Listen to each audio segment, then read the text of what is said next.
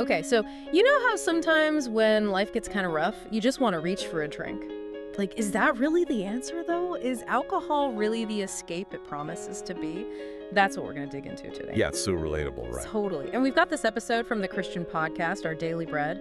It's called Why Alcohol Will Not Solve Your Problems, which, I mean, talk about cutting to the chase. Right, to the point. But that's kind of what drew me to it, you know? Everyone's looking for that quick fix at some point, but this podcast frames it in such an interesting way. I'm really curious to see what they have to say. Yeah, and what stood out to me was how they use this language of, like, trickery. They call alcohol a mocker that makes all these promises of relief, but then ultimately just leads to more problems, more woe, and they're pulling those words straight from the Bible, Proverbs, Isaiah. So it's serious stuff, especially for their audience. It's like they're saying, hey, we get it, a drink can seem tempting, but let's think about this for a second. And they don't hold back. They even call alcohol a thief, which is intense. Intense is right. Yeah, like what are they even talking about there? What's being stolen? That's where it gets really interesting. See, they're not just focusing on the obvious physical damage from alcohol. Yeah. That thief metaphor is about something way bigger. They say it's stealing your chance at a fuller life, which they believe you can only find through a relationship with Jesus.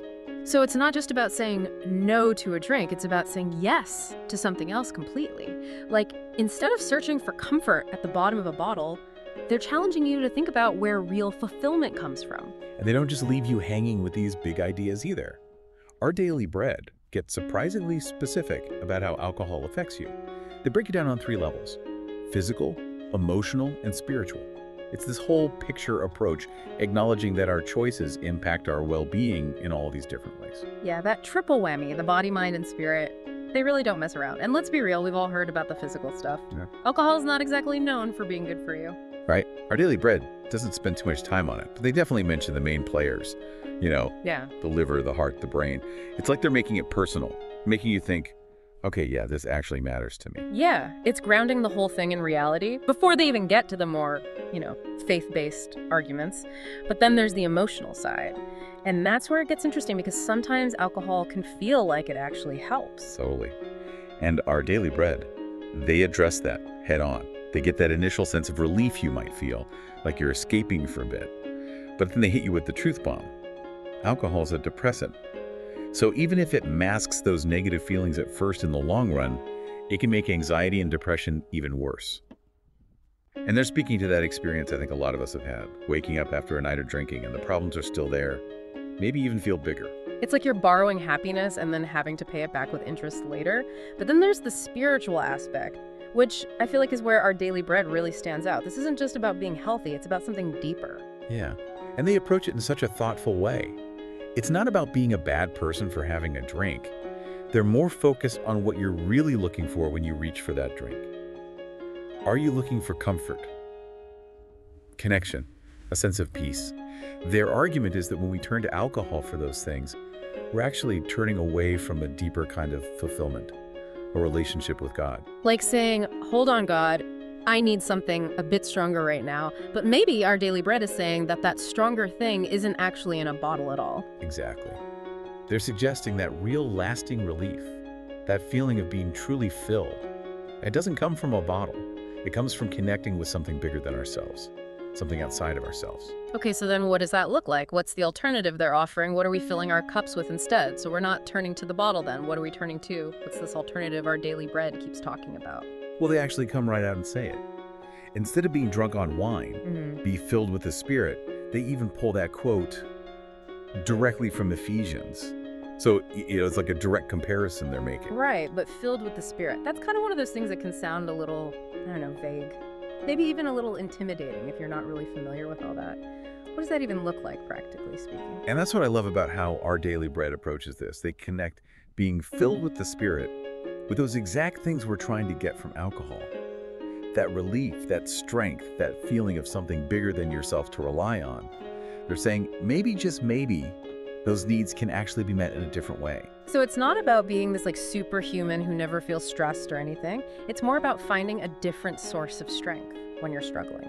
Exactly. They even use this powerful image. They quote Matthew, where Jesus invites everyone who's weary and burdened to come to him for rest.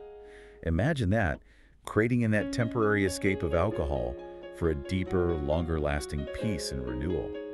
And it comes from connecting with something outside of yourself. I gotta admit, that's a pretty powerful image. But I'm sure some people are thinking, so I just pray about it and everything magically disappears. But they don't stop there, do they? Not at all. In fact, they get surprisingly practical about it, which I appreciate. They say prayer is essential. They even quote James about it, but it's not the whole picture. They give 3 concrete steps you can take to feel really manageable and effective. Okay, so what's the plan? What are those actionable steps they talk about? Because I think we could all use a little direction sometimes. First up, they talk about the importance of community. Not trying to do it all on your own. They talk about the power of church friends, support groups, surrounding yourself with people who get it and can support you. They even back this up with a quote from Galatians, emphasizing how we're meant to carry each other's burdens. It's that it takes a village idea, which is so important, especially when it comes to things like addiction. For sure. We're not supposed to handle everything by ourselves, Right. but they also mention finding healthy coping mechanisms, which is huge. Absolutely. Things like exercise, spending time in nature, finding hobbies, things we know are good for us but can be hard to prioritize when you're struggling. But what I found interesting was how they tied these things back to spending time with God. Like being in nature is a way to connect with creation. It's like they're saying, take care of yourself, body and mind. But maybe think about how your spiritual well-being fits into that too. Finding that sense of wholeness, taking care of every part of yourself. And then they share that story. A really powerful testimony from someone who was caught in that cycle of alcohol dependency, like a classic redemption story. But hearing how they hit rock bottom and then found healing through faith and community, it just makes it feel real, attainable.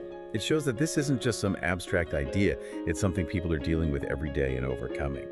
So going back to where we started, can alcohol really solve your problems? Our Daily Bread gives a definite no, but they don't leave you hanging. They offer a different way to fill your cup, so to speak. Totally. And whether or not you come at it from a place of faith, their message is ultimately about finding real fulfillment and peace, not just a temporary escape, Yeah, something we all need as humans. definitely. No matter what's in your glass. So as you go about your day, maybe think about this. What's one small thing you can do today to move towards that fuller life we were talking about? What would it look like to choose connection? Purpose. Something more than a quick fix. Something to think about as you go through your day.